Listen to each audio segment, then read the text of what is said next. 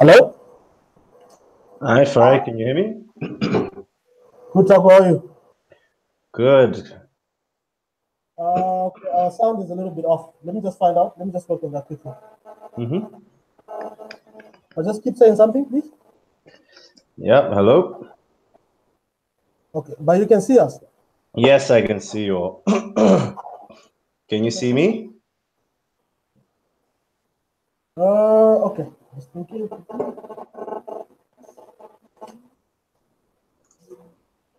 Taku, please say something. Hello, St. Dominic's. Hi.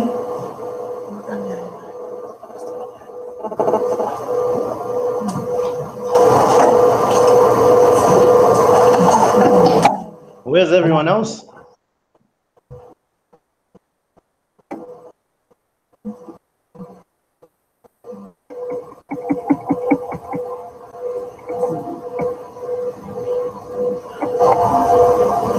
Taku, could you say something, please? Where's everyone else? Say they're on their way, right?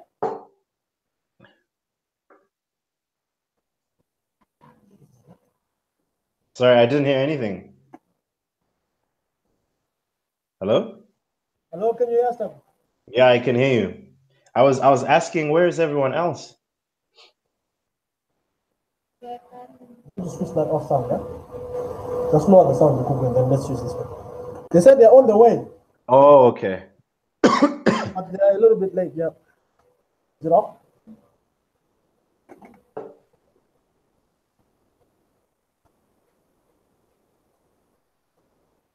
Okay, our panelists should be arriving momentarily. Hello, hello, hello. Can you hear me? Taku? Yes, Farai? Yeah, he is. Can you hear me? Taku, Can say you hear something, me? please? Hello, hello, hello, hello, hello. Roja, Roja, over, over. Yeah, we can hear you. We're just trying to get better sound, but we might have to work with what we have. I think it's my laptop acting up. So I'm not loud enough for you guys? They can hear you, but everyone else has to be extremely loud because we're using the projector sound. This is not really loud, yeah. So the speakers are. I think there's something wrong with my port on my laptop. Okay. But I think Leslie is just going to find everybody else, and then we should get started in the next 2 minutes. Okay, sounds good.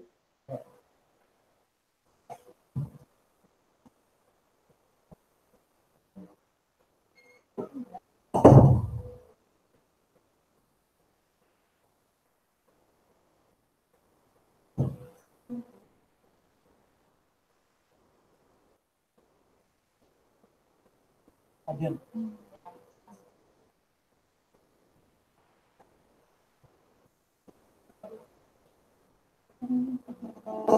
Oh, okay. Smart little girls.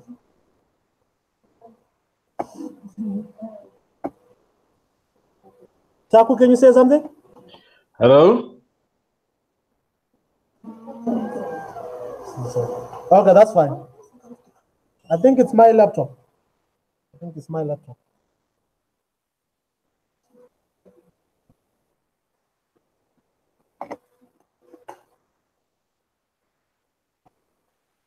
Okay, they went on the other call.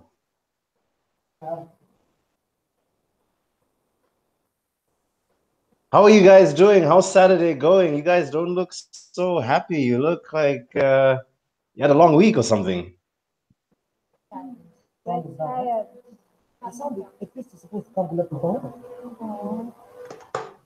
You're tired. What happened? Just been working during the week. You what? Sorry? We're coming from study. Oh, lots of studying. Yes. Studying is fun. Hi, everyone. Hi. Wow, you sound so sad. Who's forcing you? Everybody's so not so sad. They're like, hi. I was just asking them what's wrong because I was like, you guys don't look happy. You look unhappy. Oh, it's okay. Believe it or not, these are the best moments of your life, and you'll remember them fondly, and you'll miss them.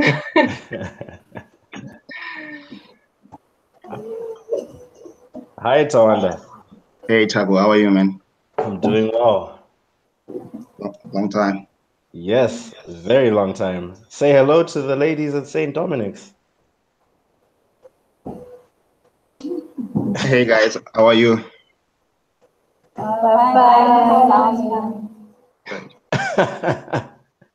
As you can see, they've been having to do a lot of studying. Yeah, I can imagine. Okay, so I'm just going to wait for Donald and for Tendai to join, and then I think we can then get started. So just maybe 2 more minutes, and we can start at 5 past the hour. Okay. All right.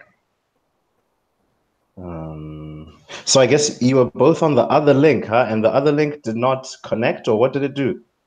No, we were connected. We were there. So you could see us already?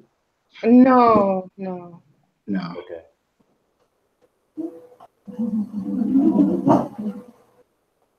So is everyone else now there, girls or ladies? Someone answer loud, please. No. Where are they, Chido?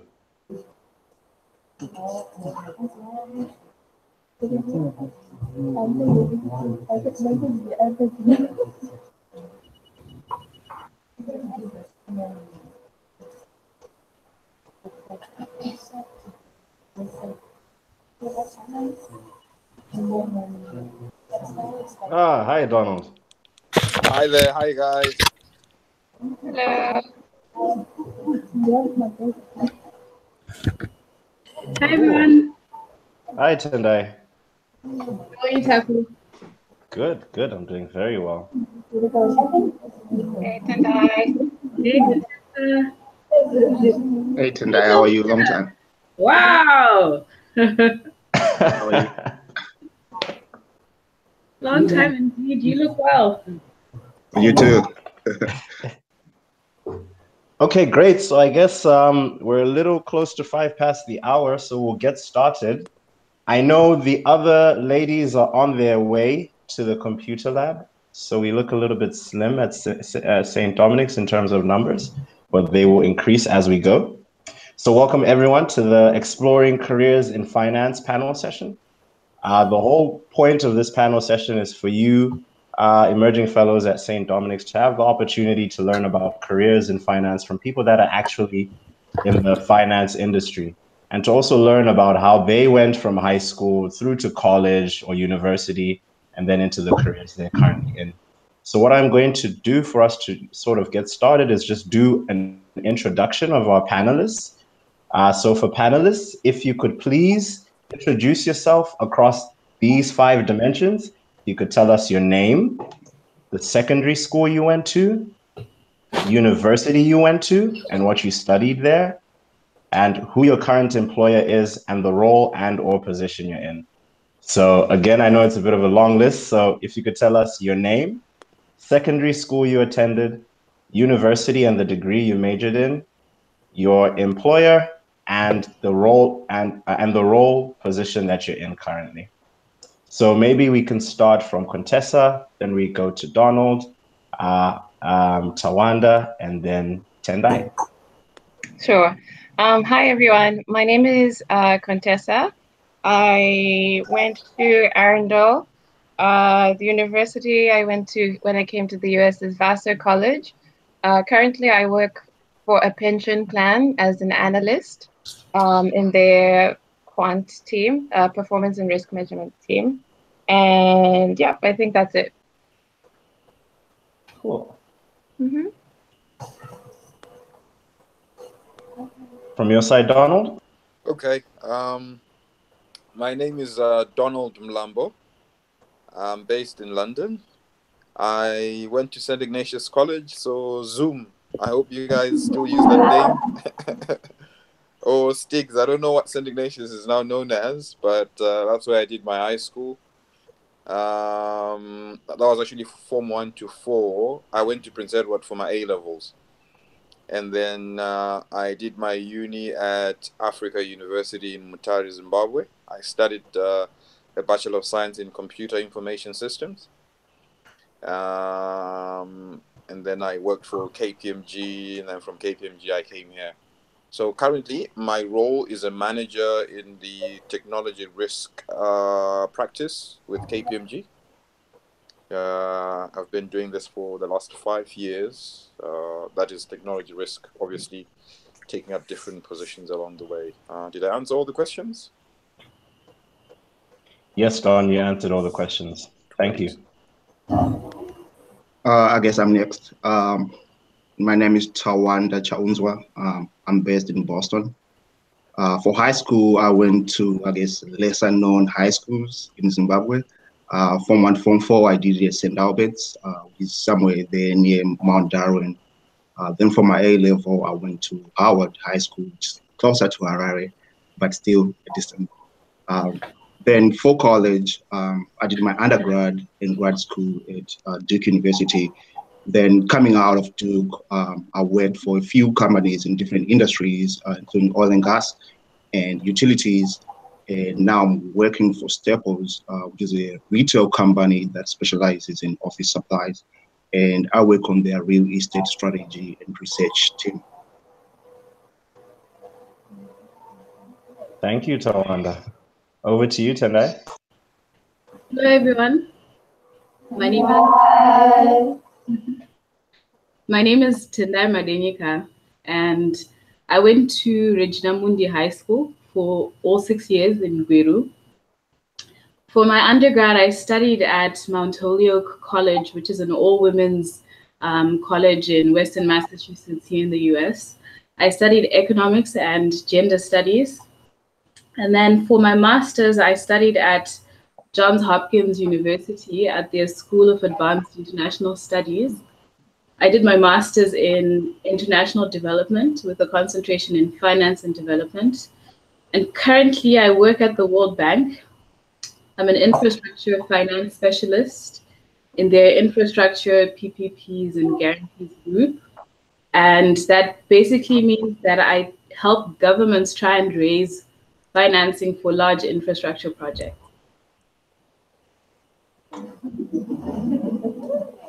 Great. Thank you, everyone, for the wonderful introductions. I think from the St. Dominic's side, it would be great if we could have 3 students introduce themselves. And please use the framework that we discussed in terms of your elevator pitch. So maybe 3 students can give their quick elevator pitch introduction to our panelists. First student should be Chido.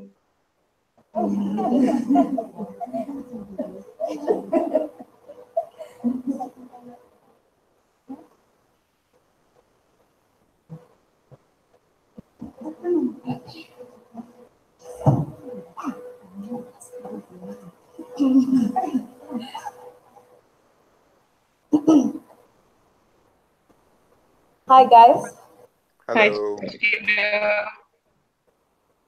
I am Chinole Sechibena, currently studying commercials at St. Dominic's Secondary School. I dream to become something great. I'm not yet sure, but I'm in the path to discover myself. Yeah, thank you. Thank you. Who's next up?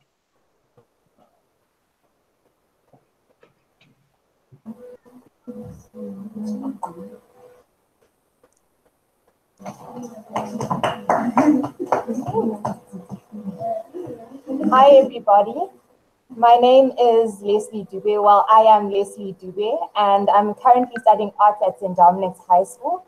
I have the aspirations of becoming an international relations lawyer, and I hope to study at a top university in the United States. It's nice to meet you all. Nice to meet you too. Nice one. Nice to meet you too.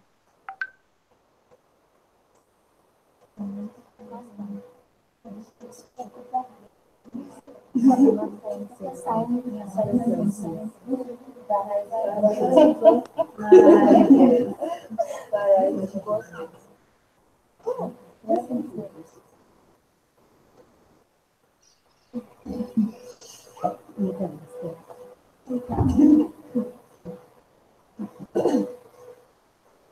guys. Hi. Hey.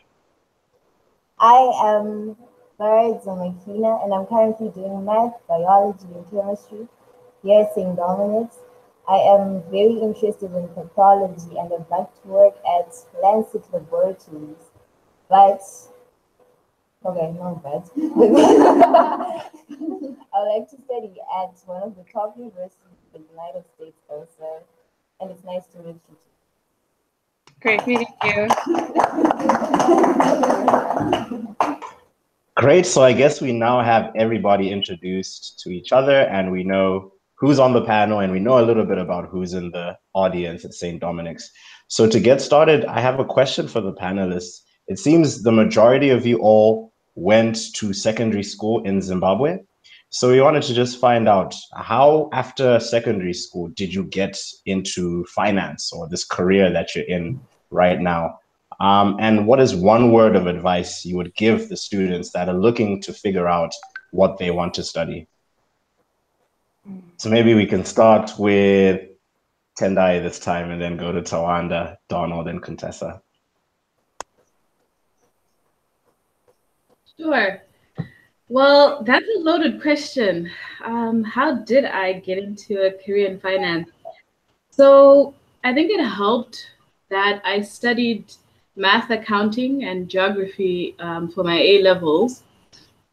So I think early on I had a sense that I wanted to get into finance. I think for the longest time I thought I wanted to be an accountant, which is something that, you know, my sister is into, my dad was an accountant. So I thought I wanted to do the same. But when I went into, for my undergrad, I studied economics. And then, you know, things got a little wonky. I wasn't sure, you know, did I want to go into, I don't know, you know, academia? Did I want to go into finance? But what helped me decide was an internship that I did during my undergrad. So I worked on Wall Street for the summer. And I think that helped me decide that, okay, you know what, this is something that I want to explore and get into more. So definitely the internships that I did during my undergrad helped set that trajectory for my career in finance. And how I obtained that internship was a case of, you know, maybe talking to people, you know, talking to people who were in the same fields that I wanted to explore. And they definitely helped give me pointers on what to study during my undergrad and, you know, some internships to pursue, which would, you know, help give me that sense of, okay, is this something that I think might work for my career? So yeah, in a nutshell, I think those are the active things that I did that set me up for a career in finance. And then for my career now, goodness. So when I went to grad school for my master's, I really wanted to get into impact investing. And so this is specifically disruptive investment within technology that would foster financial inclusion for the unbanked, largely Africa and South Asia. But I took a class in project finance where we were essentially working on a project to help a government, you know, raise financing for a power plant to increase energy for the country. And that's really what actually got me interested in what I'm doing now, infrastructure finance. Great. And what is one word of advice you would give the students that are looking to discover what they want to study? Yeah. Well, one word of advice. I think if you can try and talk to people like you are doing now, you know, that really helps to give you a sense of, you know, what careers are out there. You know, I was remarking to a colleague recently that when I was in high school, I don't even think I knew what engineering was, and suddenly I'm, in the working world and I meet all these people who are engineers and I'm thinking, how did you even know to study that, right? So I think there's so many fields out there that, we might not necessarily be exposed to in them. At least that was true when I was in high school. But for you, you have access to technology, the internet. So it would be helpful to, to trying to do your research on what are some fields within finance that are there that are not your, traditional cookie cutter banking or I don't know, accounting and so on. Thank you very much for that. From your side, Tawanda? Well, first of all, let me say I'm really impressed with the students here that, at this level, high school, you guys are already thinking ahead. You already, talking to people, like Tendai said, and you're getting advice on, kind of steps you need to take to shape up your life, which is great. And also thanks to you, Taku, for putting this program together. It's really helpful. I can see the value of the program. Now, in terms of my path, well, I guess in a lot of ways, I can say I followed a very unique path. And most of that was because to begin with, in high school, I didn't have the kind of opportunities, to talk to a lot of people for a number of reasons. And one of them was that I just didn't know that I had to talk to people, you know. And the other thing, I really didn't have any clue what I wanted to do or what I wanted to study or major in college. All I knew was what I was good at, right? I had a passion for math, right? I loved working with numbers, and that was my thing, right? So everything I did was centered around numbers. So when I got to college, it wasn't really a matter of like, hey, I'm choosing a major because that's why I wanted to study, but it was because, I could use numbers, I could work with numbers. So I decided to study engineering from my undergrad. Then I think it was by my junior year, going into senior year, I discovered or realized that, I really didn't want to stay in engineering. Neither did I want to go to medical school because that was the other route I was looking at. So it was at that point I started looking at options and say, okay, what else can I do? Then I decided to go to business school straight from undergrad. So whilst in business school, you get exposed to a number of things, different areas of study. I fell in love with finance, mostly because, data driven, involves a lot of numbers. So, I started working in finance after business school, and I've been in finance ever since. But if I may take a step back, my main thing is where you guys are right now. It's okay if you don't know what you want to study or what you want to be 10 years from now. The key thing is you are talking to people, you are exploring different options that are available to you. You don't really have to know at this point. And I think it was Chido, right? Was it Chido or Chipo who said she doesn't know what she wants to be? That's okay, right? But the key thing is you just have to keep exploring and see where your strengths are, right? Maybe today you think maybe finance, that's what you want to do, but maybe your strengths end up pushing you in a different direction. So you just have to, explore and see, where your strengths take you. So I don't know if I addressed the question, Taku. You did. Thank you very much. From your side, Donald? Yeah, sure. For me, how I got to actually do what I'm doing now is a bit of an interesting story because I can't say I really saw myself doing what I'm doing now. When I was in high school, I think, it changed a lot. I remember in Form 1, Form 2, I saw myself doing something to do with science, maybe in actuary. I think I was a bit over ambitious then. Then by the time I got to my O levels, A levels, I was discovering my passion in finance. I did commercials for my A levels. I did economics, accounting, and management of business. And by then, I think I was pretty set on studying economics and pursuing a career in finance, like becoming a chartered financial analyst. I had an interest in finance and investments.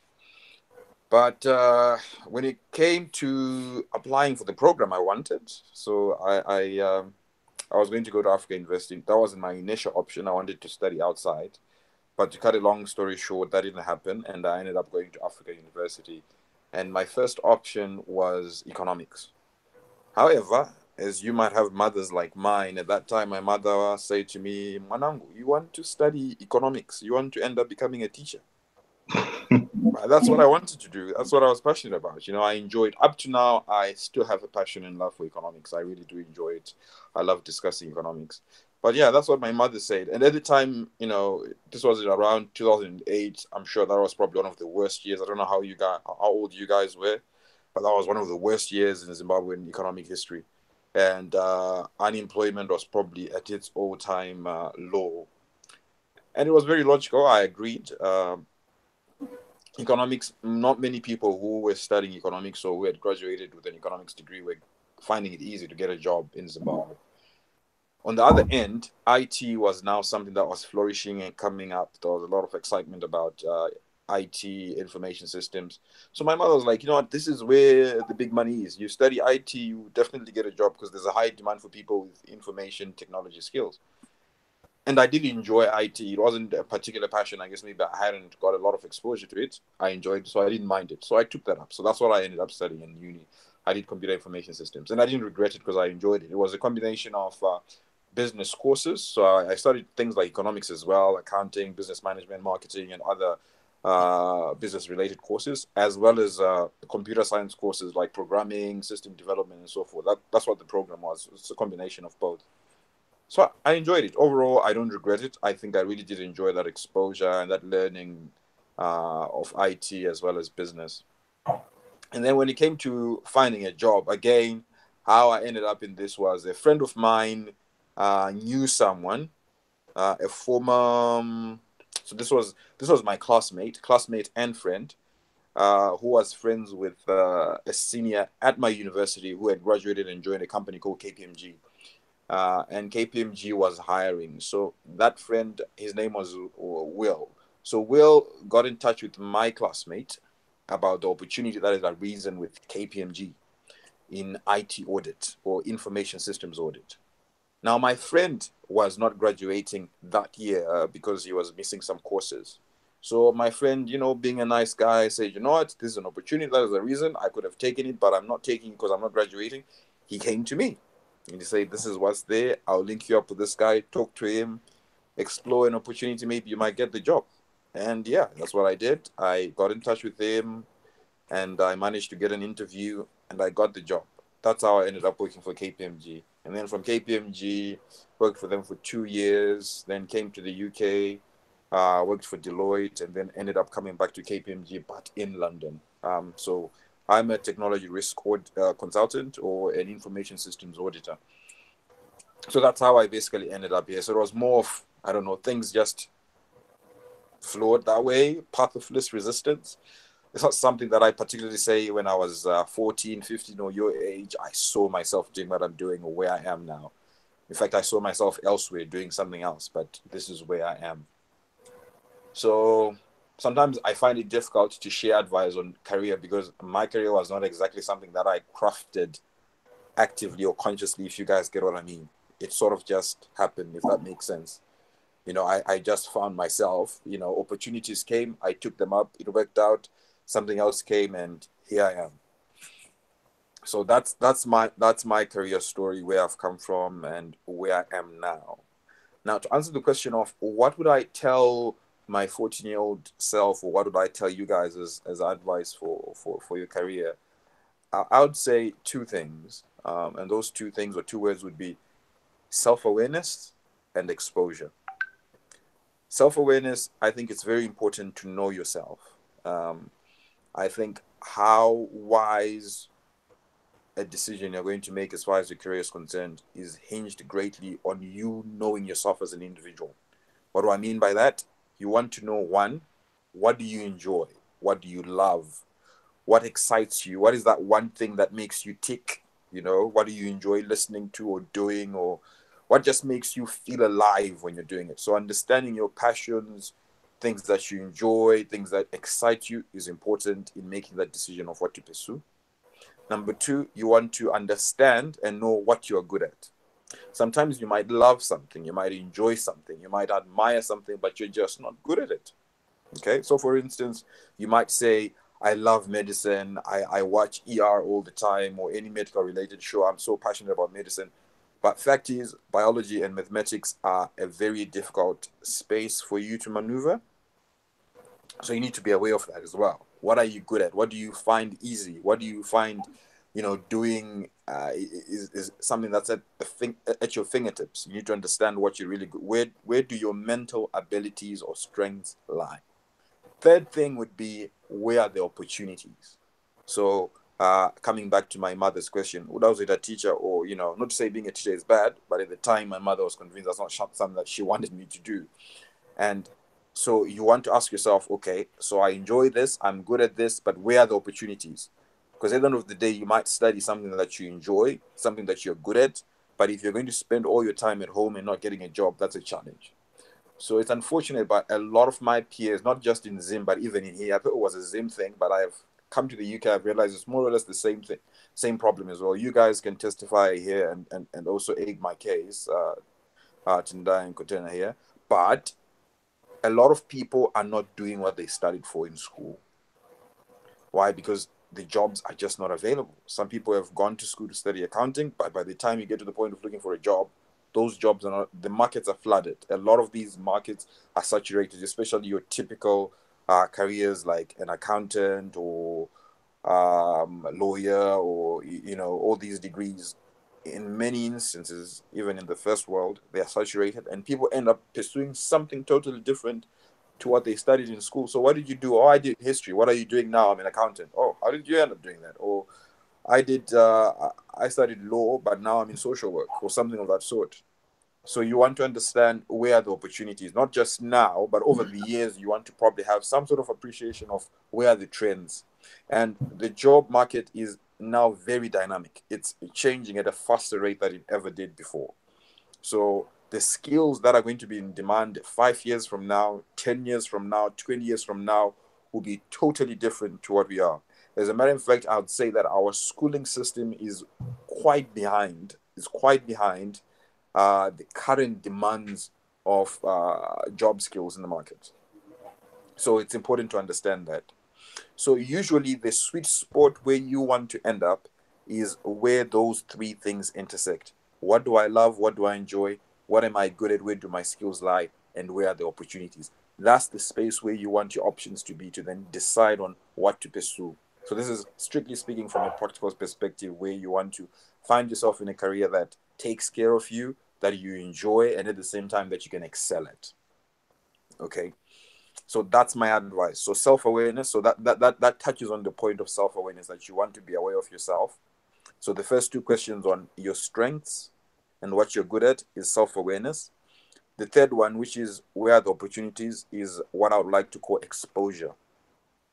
So exposure is very important. I think if anything, one of the things that I feel I probably didn't get as much when I was around about your age was exposure. And I'm happy, and I would like to agree and be grateful to Taku for setting up something like this for you guys. I think one of the things that EA can really provide for you is exposure, because you're speaking to people, someone who's in London, someone who's in Boston, someone who's in Germany. They are giving you perspectives from around the world, and they are opening your mind to the different possibilities you can pursue. Sometimes if you're simply exposed to something, and that's the only thing you've been exposed to, you tend to be limited.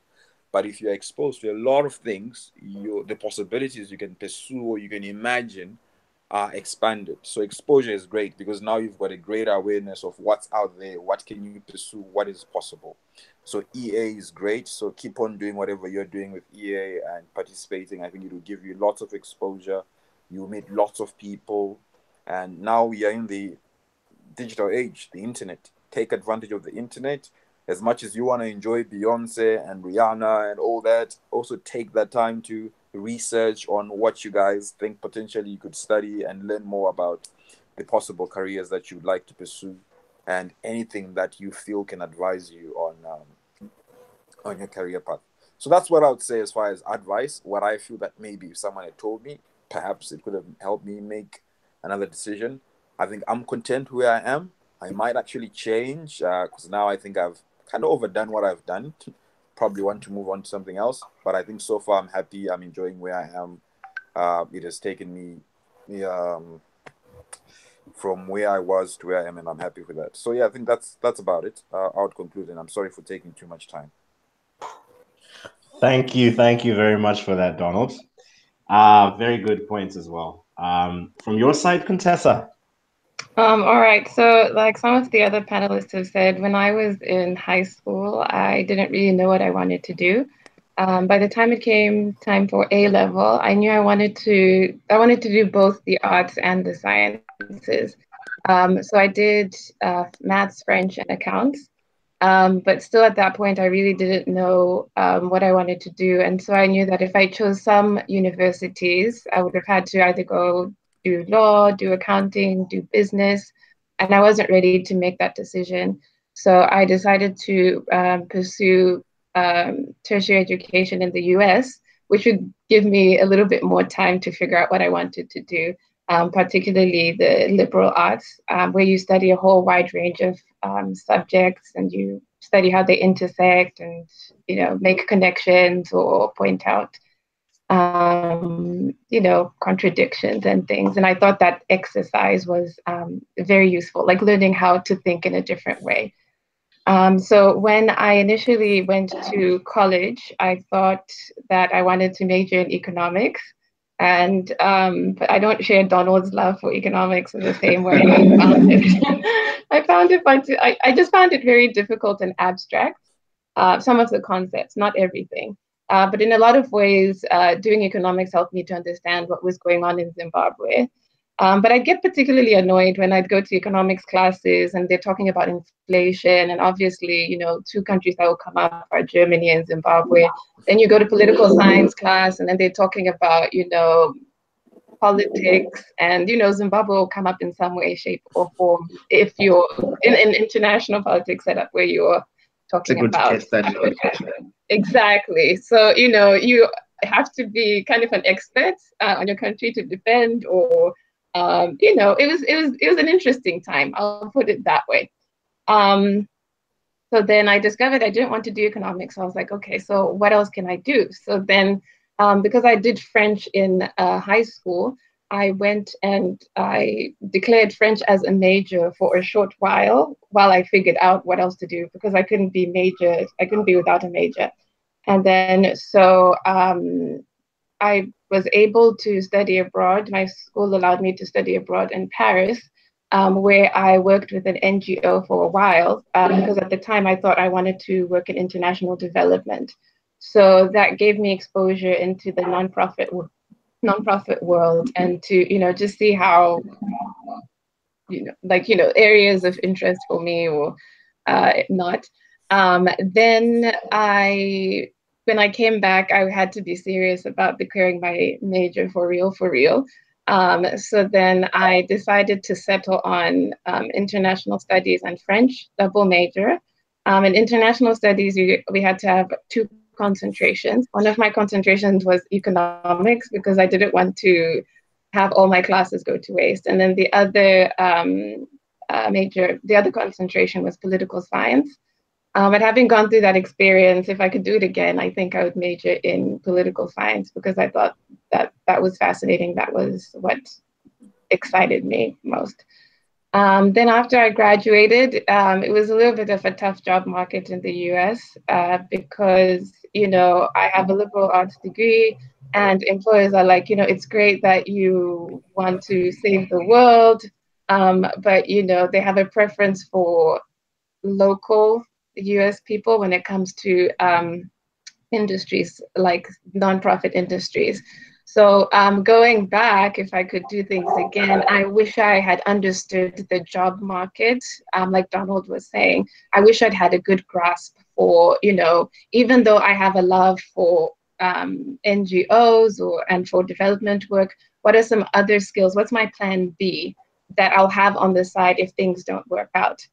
But regardless, I managed to find a job with the pension plan that I work with now. And I've been with them for about 4 years, and we're based in DC. If I were to give you advice, I would reiterate what the other panelists have said. Talk to as many people as you can and try different things and different internships if you can, because at the very least, even if you don't know what you want to do, you'll be able to identify what you don't want to do by trying different things. And then a second piece of advice that I would give you is if you can find somebody who, speak to as many people as you can, but if you can find somebody who shares the same background as you or interests as you or is in a similar situation as you, you know, some of you mentioned that you want to study outside Zim. And, you know, sometimes getting work visas is really stressful and difficult. So as much as it's great to speak to Americans here, also find that the international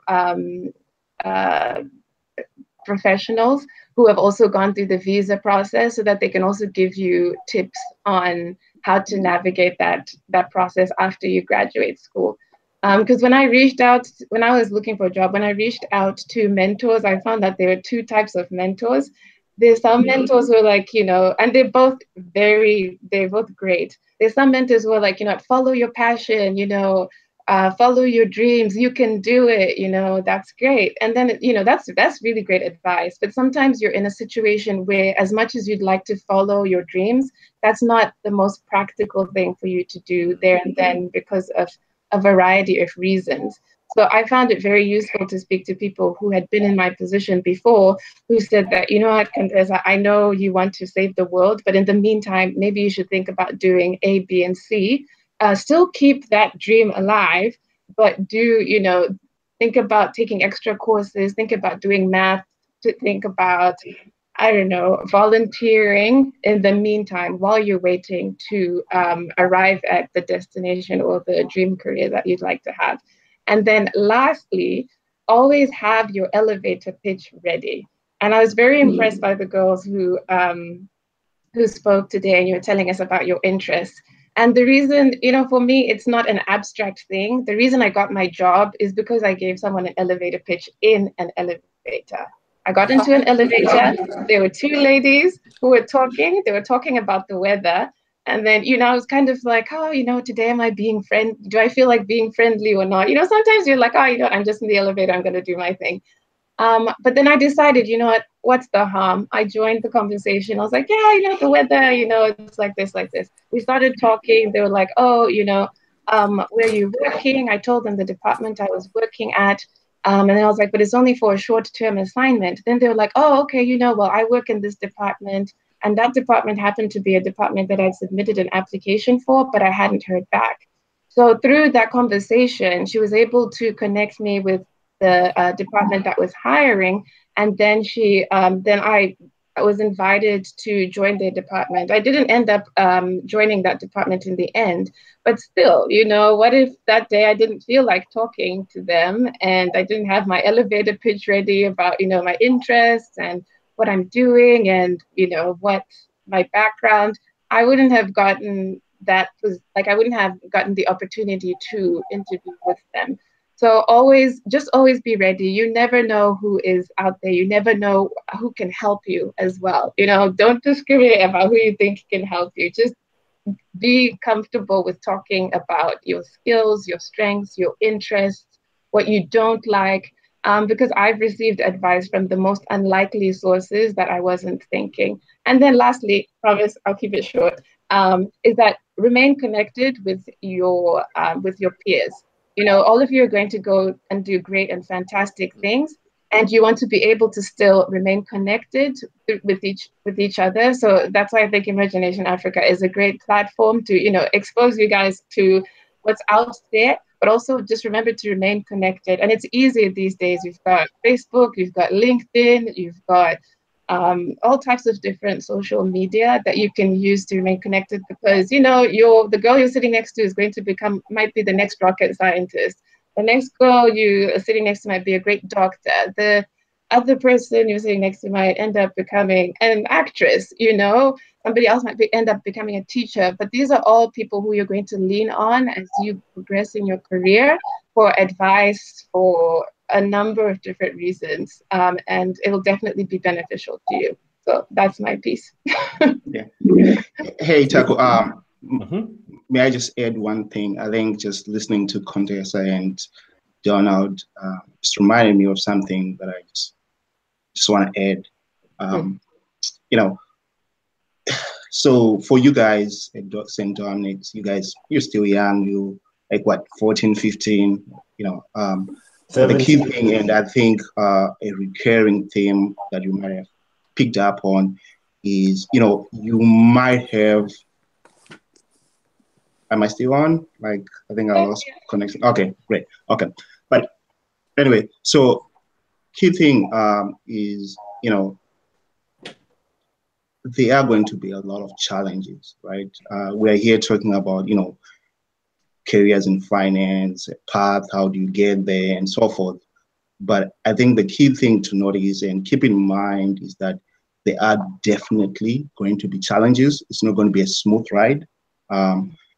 And, you know, for me, for instance, you know, high school, I was okay. I performed okay in high school. Went to college, performed okay. Never really had any difficulties, you know. So it was a smooth sail for me up until I get to, you know, I think senior year. Then it came time to, you know, when I was just trying to apply for different jobs and whatnot. And then you start getting rejections. You know, at that moment you know, you have never been rejected for anything, and you're like, no, this doesn't happen to me. What's going on, right? You're just used to everything working like that. But you know, it was an eye opener. Now you have to learn to deal with rejection. So the thing is, yes, you have to dream big. I'm for that, and I encourage that. But just be prepared for the other side. That whatever path it is that you're going to choose to take, life is going to throw some curveballs at you. You have to learn, and you have to be prepared to deal with them, because that's what's going to distinguish between those who are successful and those who are not, right? How you deal with adversity, right? So Contessa is talking about the same thing, Donna was talking about the same thing. So just be prepared for that, because life is definitely going to do that. But it's a good thing that you guys are starting early and you know these things. Excellent from all of our panelists. So I guess just to recap, right, and trying to bring this into what you all have experienced already, students at St. Dominic's, right? One thing that has been a common theme from everyone has been the topic that we discussed called networking, right? Getting to know people, right? And through knowing those people, getting exposure. Right. And in Contessa's example, you saw she actually used her elevator pitch. And what we talked about is sometimes it's the conversations that happen when you are not in the room. So a conversation occurred when Contessa was not in the room that had to do with being recruited into a certain department. And that happened because she was prepared and she had her elevator pitch. Right. So that's an example of how networking can help you get far. Right. The other thing, self-awareness. This is why you guys were working on your strengths and weaknesses and taking some of these assessments and talking to your mentors to understand if those really are your strengths and discovering what your strengths are, right? And planning. This is why you guys developed your SMART goals and started thinking about what you want to do 5 years from now. So you see how all of these things that we've been working on are some of the same things that these very successful individuals on this panel wish they could have done when they were in high school. So you guys are a step ahead, essentially. So continue to take what you're working on now really, really seriously, because your chances of success are actually higher, right? So I think maybe if we could just go really quickly around the panel. The last question I want to ask you all before we then hand it over to the students to ask question is, what is a typical day like for you at work? Right? You've told us about the companies you work at, the degrees you got, how you got into those companies and your position, but what do you do? What's a typical day like for you at work? Maybe we can start with you, Contessa, then go to Donald, Tawanda and Tendai. Okay, so I'll explain a little bit about the structure of the office very briefly. So we invest the staff pension. So what that means is that we get a pile of money from the staff that they will draw on when they retire from the organization. And then we think about how do we want to allocate this money?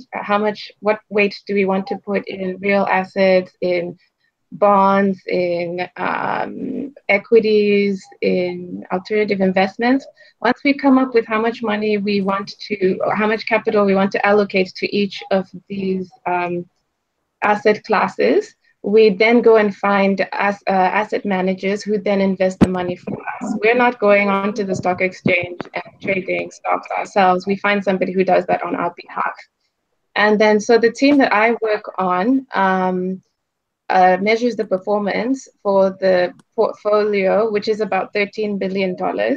And so on a day-to-day, what I would do in the morning, I'd come in, I would prepare the report for my boss, and then I would go and give it to my boss, and we discuss what's going on in the markets, what he sees, where he wants to add more money, where he wants to take out money. And then after we have that conversation, then he implements whatever actions he wants to do for the day to other members in our office. And then in the afternoons, I'll usually have a couple of projects going. There's been a lot of interest in investing responsibly. So my boss wanted to find out more information about that. So I'll either be doing research on responsible investing, I'll either be doing research on doing like due diligence on prospective managers that we want to hire. I will either be doing portfolio monitoring of some of the managers we currently have in our portfolio, looking at their performance, why is it good, why is it bad, what we anticipate for the coming year. And then I'll have some other reports that I would run with regards to like how much exposure do we have to a certain currency or to a certain country, and stuff like that. So in the morning, I'm usually working on performance, and then in the afternoon, I'm working on a wide range of different projects, depending on the priority at that moment. Great, thank you. From your side, Donald. So for me,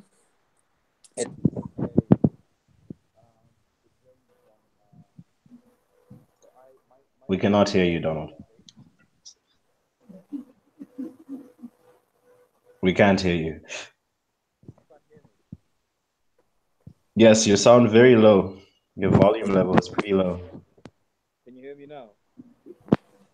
It's a little bit better. Not really, though.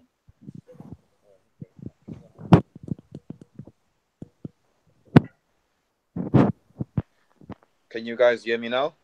Perfect, yes. Okay. So I was saying that my work is project-based. So I tend to work from project to project. It's essentially cycles of projects that I work on. So what I would do on a typical day depends on at what stage of the project we're on. So examples of projects that I work on would be audits, external audits. So maybe you're auditing a company, and part of that audit involves IT audit. So that's where I'll come in. I'll be managing projects. You sound very low again, Donald. Sounds poor. I don't know what happened to my phone then. Can I try dial in again? Just a minute. Yes, okay. Maybe you can dial in again and we can head over to Tawanda and then Tendai. Then when you get back, we can touch base with you. All right. So for me, in terms of my day-to-day, well, first of all, in order for you to understand it, I guess just a little bit of background of like the industry that I'm working in. So the company that I work for is in the retail space. We specialize in office supplies, but retail industry in general, especially the brick and mortar part of it is, it's kind of like at that point where the industry as a whole is facing a lot of challenges, mostly from online sales. I don't know how much you guys know about Amazon, it's an e-commerce company here in the US, and eBay. I don't know if you guys know those companies, but essentially what's going on is back in the day, you used to have all sales or most of your retail sales happening inside stores. But right now, most of those, they're transferring to online, right? So it's easier for people to just go on their computers, their phones, or, iPads or whatnot, and just do their online shopping there than to actually go into a physical store and buy from there. So because of this, there's a general trend that sales are going down across, the industry in terms of brick and mortar sales. So where I work on real estate strategy and analysis, right? So what I do really is to do sort of like a network analysis for the company to try to help optimize our profitability by looking and say, okay, of all the retails or of all the stores we have across the country and in other countries, right? Does it really make sense to keep all of those open, right? Do we need to close in some areas? How do we optimize our network, right? Do we need to open stores in new areas depending on, the market in those areas? So a typical day might sound something like this. I come in, I open my email. I've received an email from the general manager who works in California. They're asking, hey, Tawanda, we have this store, we have these other 2 competitors close by, and we're having these issues. Can you please let us know if it makes sense to keep this store open in this area in California, right? Then I work with the data, right? Do the financial analysis, the modeling, and kind of come up with different scenarios where we try to analyze, see if it really makes sense. Is it going to be profitable for us to stay in that market, right? So probably say my whole morning will be filled up with that, going back and forth with general managers, and at some point, even the C-level executives are involved in trying to make that decision. So that would be an example of just something that I'm working on ad hoc. Then in the afternoon, I get a different request, say from a senior manager in a different region of the country, and they want to know what we need to do to increase our sales in certain areas, right? So there now I'm working with guys who actually do sales, marketing, to try to see, do different modeling to see what we can do to optimize our sales in certain areas. But all in all, my work really is I work as an internal consultant to our senior level, C-level executives at Staples to try to help what we can do to optimize our profits. Cool, thank you. Can you guys hear me now? Loud and clear, Don. Okay, great stuff. So maybe from your side, Tendai, then we'll head over to Donald. Sure. So my work varies from project to project, but very quickly, it's really split into, let's see, maybe 4 or 5 streams. So on the projects that I work on, I do a lot of economic and financial analysis, and that includes reviewing different sectors within infrastructure and different proposals regarding financing infrastructure projects in countries. I do a lot of writing, writing project documents, project concept notes, which are, I guess, the initial stage when we're trying to, propose various projects. I do a lot of reviewing of legal documents because a lot of infrastructure projects are underpinned by contracts, right? So we work with a team of lawyers on our projects to do that. And some of what I also do is participate in negotiations between the governments and different project sponsors on the private sector side. And then lastly, a lot of due diligence, which is fact-finding, right? So we travel quite a bit, either to the countries that we're working in to talk with the finance or certain team. I'm hearing a lot of background noise. I don't know if you guys can still hear me. There's like a lot of white noise that I'm hearing. I don't know if it's me. Yeah, we can still hear you. Yeah. Okay.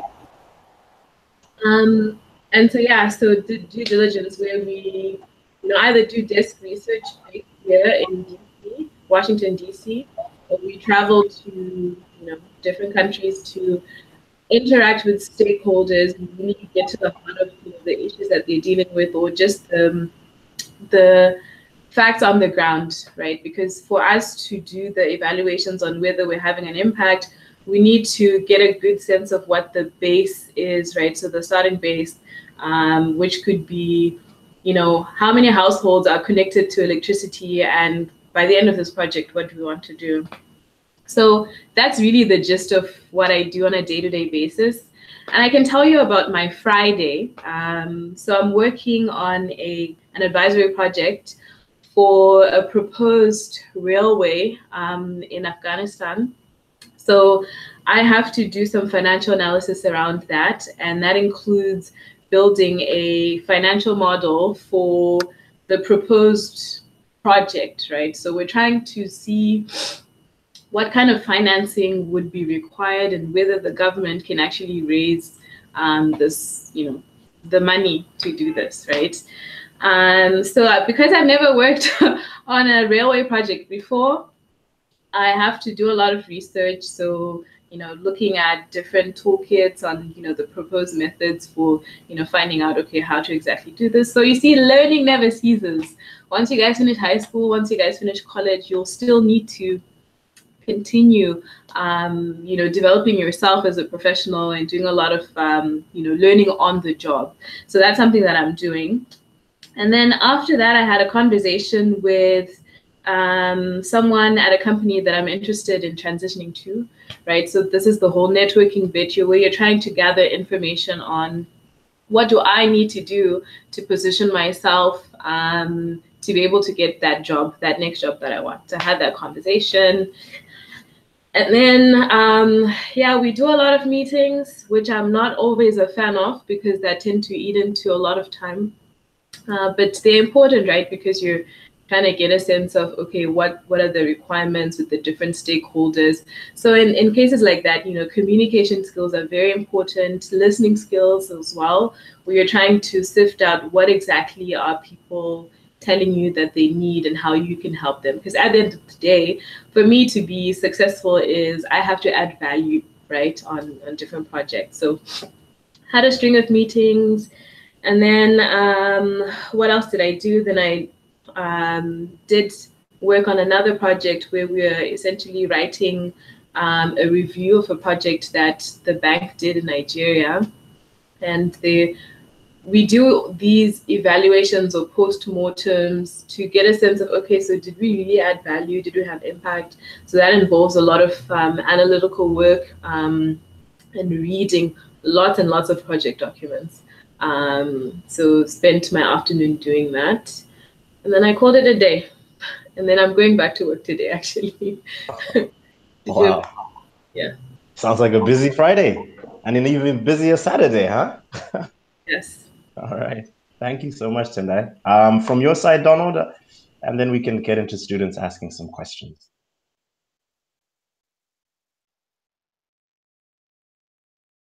Donald, I think you are on. Okay. You can go ahead, Donald. Okay, so I was saying that my work depends on the stage of the project I'm on, because my work is project based. So what I do is I do what they call information systems audit. So basically we move into clients' IT environments to assess their IT environments for risks. So for instance, whether their systems are foolproof from being hacked or being taken advantage of by their employees. So that involves planning the project where you resource, set up meetings to discuss the scope of the work, field work where you're actually doing the actual testing of controls that would ensure that something like that wouldn't happen, say a company being hacked, and reporting So this is where you have observations, you finalize and you report them and conclude the project. So yeah, I don't really have a typical day, but it just depends on what stage of the project it is, whether it's planning, whether it's scoping, or whether it's actual field work where you're testing and documenting what you've tested and reviewing the evidence that you need to, or when you're concluding or reporting. Great. Thank you so much, Donald. And thank you so much to all our panelists for answering some of the questions we had. Now we'll give it over to the students to also ask some questions they may have as well on their side. So the floor is yours, emerging fellows.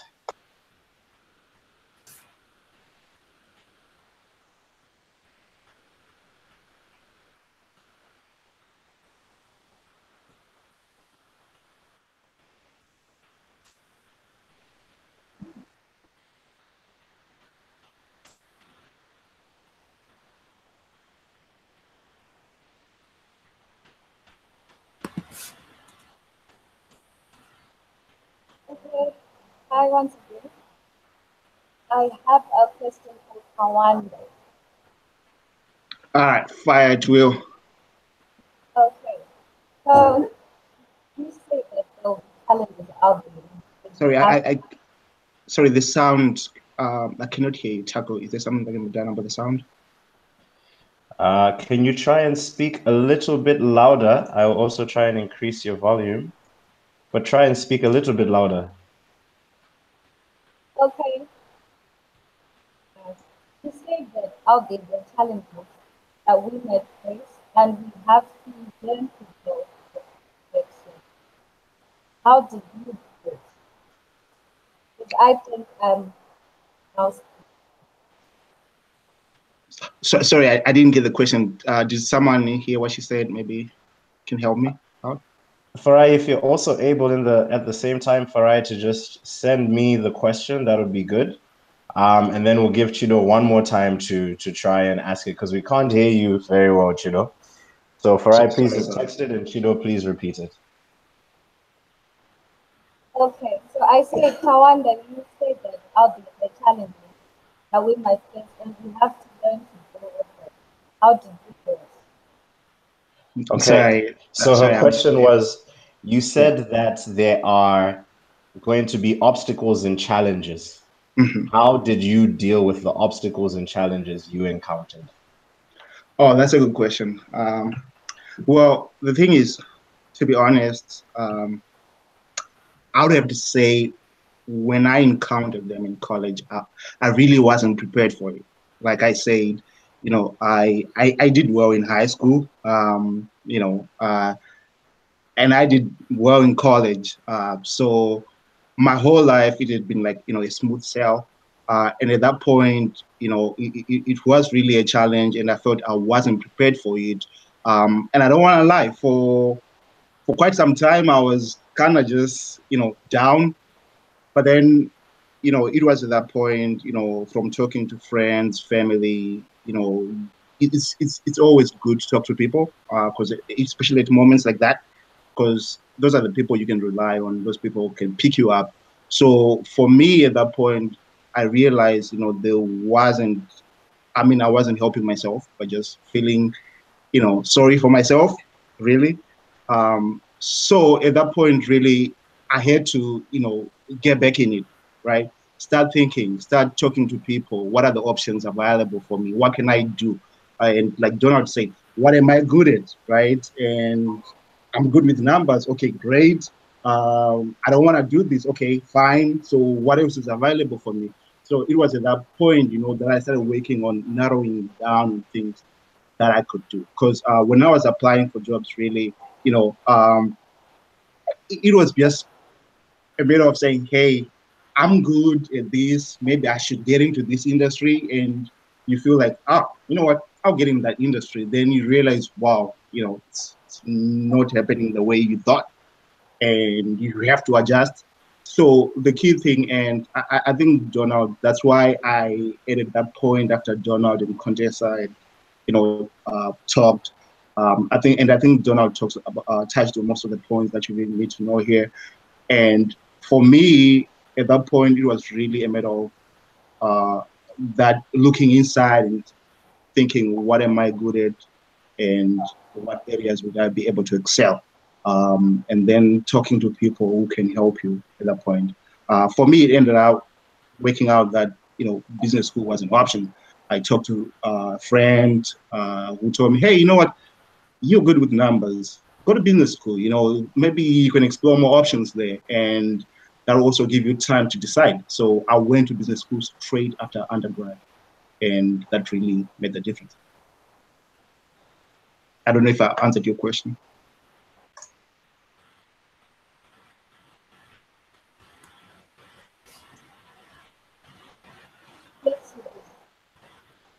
Sorry, did I? Great. She said, yes, you did. Okay. And my second question is, how competitive is the finance world? Second question. Her second question is, how competitive is the finance field?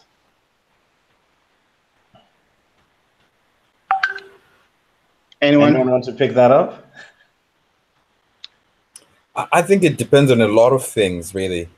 I think because within finance, there are so many career options you could pursue, because finance is an industry, and within that industry is a plethora of career options you could go for.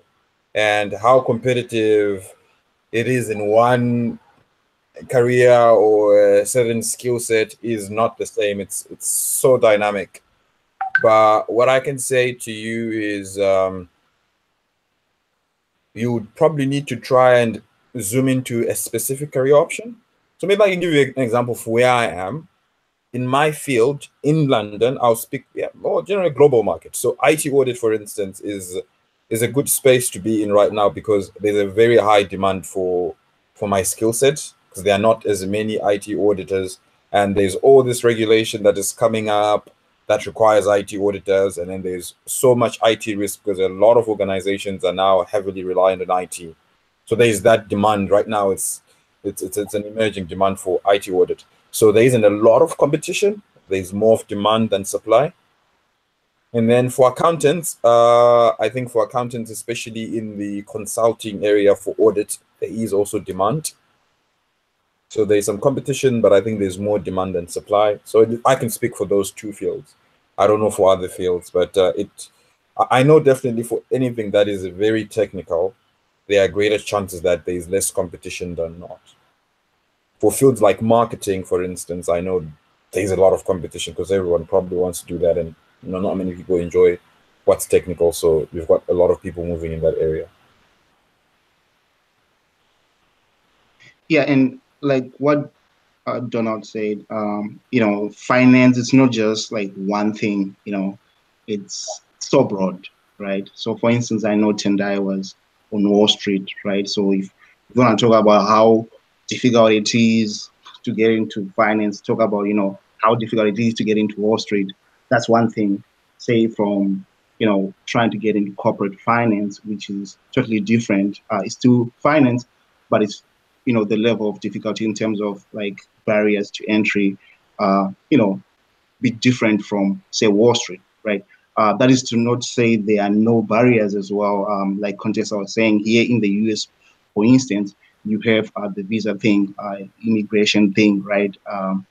Here after college, you get OPT, then from OPT, you have to get H-1B visa, yada, yada. But the thing is, you also have those difficulties or those challenges because some of the companies won't be willing to sponsor and things like that. But anyway, the key thing you need to understand here is, right, it's going to be challenging, whatever area or you wanna end up in. The key thing is you just have to be prepared, right? What I always tell, I have 3 brothers. What I always tell my younger brothers is just concentrate on having a skill, develop a skill, right? No one can take that from you. Things might change in industry or whatever, but if you have a skill, you have something, you can always fall back on something that you can manage.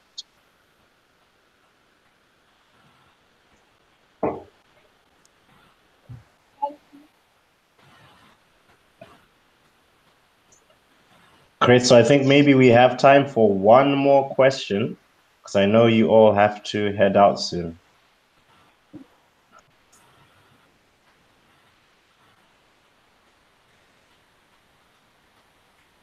right. So you guys talked about, or Ronald talked about how it's important for you to look at job opportunities. So my question is, you found a field that you're good at, but you find out or realize that the job market for that specific flooded. You totally divert from what you love doing in order to get a job. If so, does that mean it's okay to be in a profession that you may not particularly like for the sake of money?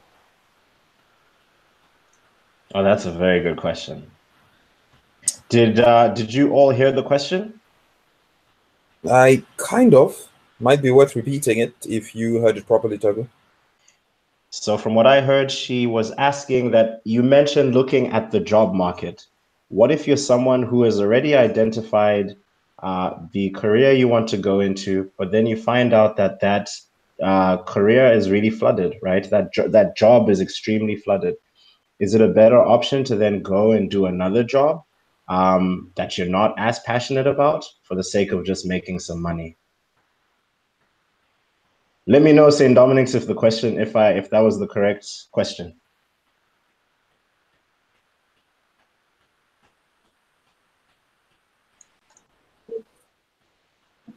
Was that correct? Not if it was okay, good. Yeah, so that's the question, Donald, and so that was geared towards you. Yeah, I think that's a really good question. Who asked that question? Shall we end the session now? I think we're out of answers. But yeah, okay. So I think I'm not sure who said, was it Tendai or Contessa who mentioned that when you're talking about mentors, Contessa, I think it was Contessa. She mentioned that she had two types of mentors. And one type was the mentor who told her, pursue what you love, what you're passionate about, just go for your dreams, believe you achieve and you will achieve. And then one was more practical, saying, you need to find something that you're good at or where the opportunities lie and probably pursue something that's more practical. And I think in conclusion, she said, pursue, don't forget your dreams, but sometimes you have to make certain steps for the sake of what's practical and then maybe take up your dreams later. It doesn't mean you forget your dreams, but in some instances, you just have to deal with what is there. So I will use that as a basis to answer your question. I would say to you, before you take up anything or any journey, you need to count the cost.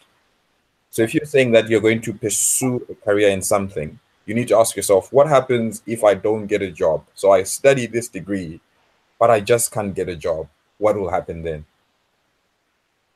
What does it mean for me? This is where plan B comes in, okay? So you want to think of, okay, can I do something else, okay? Or what's the alternative? So unfortunately, we now live in a world where it's important for you to pay your bills. It would be great if your bills did not matter, if the finance or the money was not important, but it is important. So you really have to consider that as a decision. So the answer is between yes and no. It's not an absolute yes, which is just pursue the money, forget about your dreams. Neither is it no, don't pursue the money, pursue the dreams. I would say yes or no. I would say one, definitely consider what pays the bills. And then ask yourself, what can I do to still pursue my dreams later on? Sometimes it might just be a temporary phase that you have to go through, but still keeping your dream in mind and then finding a way in which you can branch out later to what you want to pursue. So I can give you a personal testimony. I'm probably going to change my career because I don't see myself doing what I'm doing now. But I had to because it got me where I am. And probably if I just pursue what I love from the beginning, I probably wouldn't be where I am now. But now I'm looking at, okay, I think let me go back to school or let me start really pursuing what I love because now I've got some sort of financial stability or at least I've got a job that does what needs to be done. I hope that answered the question. Other guys can help me. I would like to add to what Donald said, and I think everything that you've heard from all the other panelists is pretty spot on in terms of helping you navigate these murky career waters. So I'll tell you an anecdote that one of the career counselors at my work shared. This was about a woman who she's really interested in catering, or not catering, event planning, right? But she got a job at the bank in something completely different.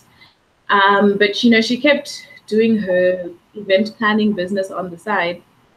And then while she was within the organization, she, you know, started getting involved in event planning. She eventually came up with a business plan, you know, to a manager to actually allow her to handle, you know, events that the unit planned and everything. So you don't necessarily have to, you know, I completely agree with Donald and Contessa that, you know, if you have something that you absolutely love, right?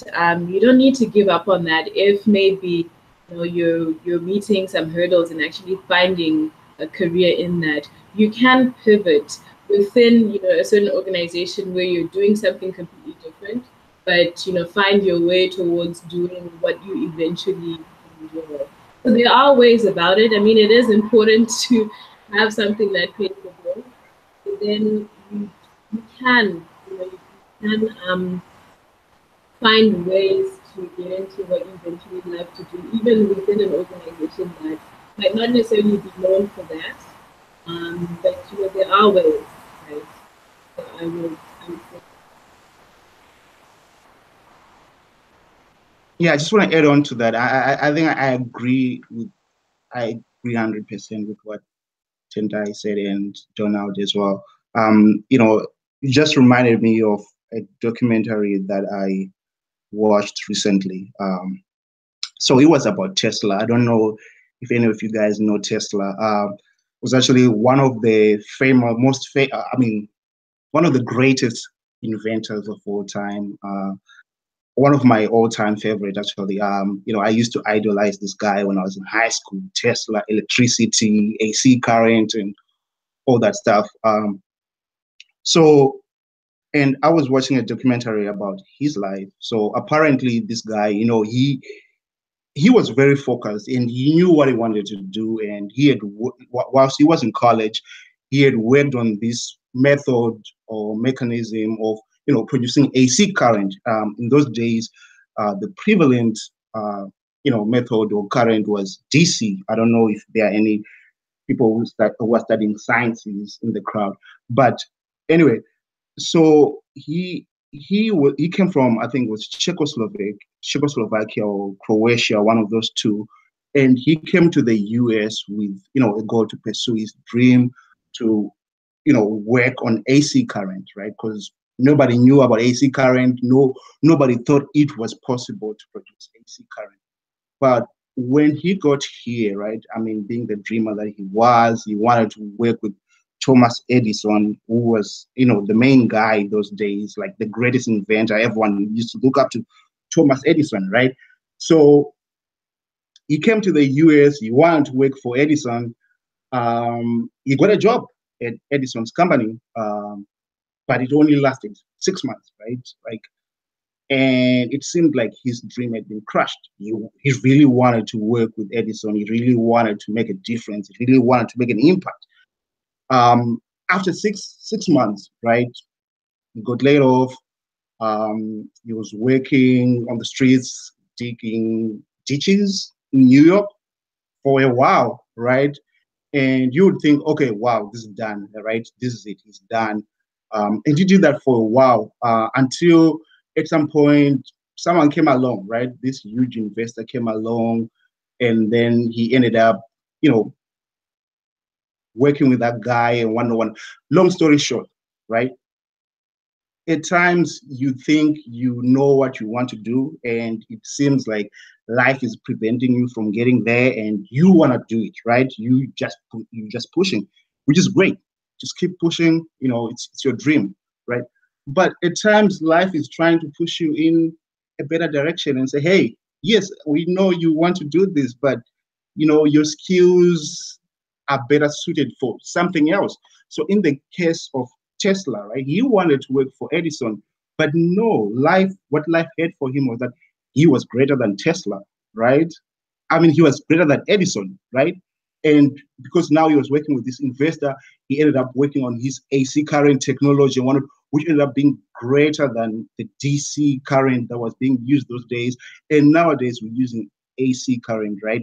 Electricity, think about electricity. That's Tesla. Whatever kind of electricity we're using today, that's Tesla, right? He was greater than Edison, right?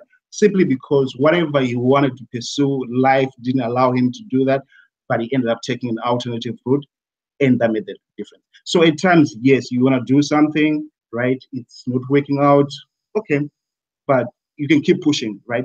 But at the same time, you can take an alternative route, right? And still can work your way towards to getting what you want to do.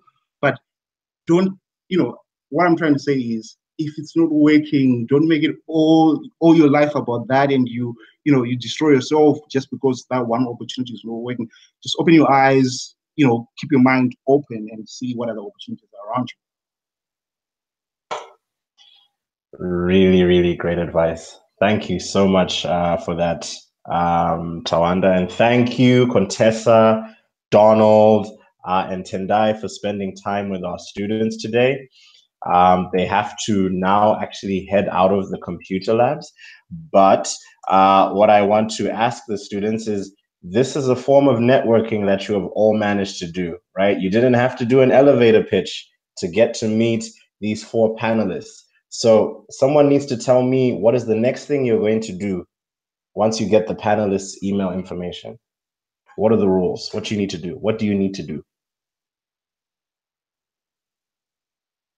Hold on, we can't hear you. We need your... Hello? They're on mute. Okay. Okay, we can hear you now. Go ahead. I'll send them an email tonight so that I'm the first email that they read tonight. And what are you going to put in the email? How are you structuring the email?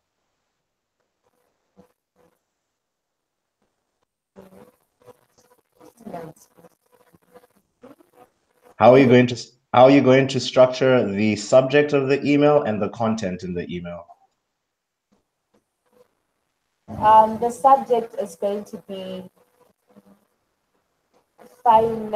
Explore Finance panel session, Emergination Africa.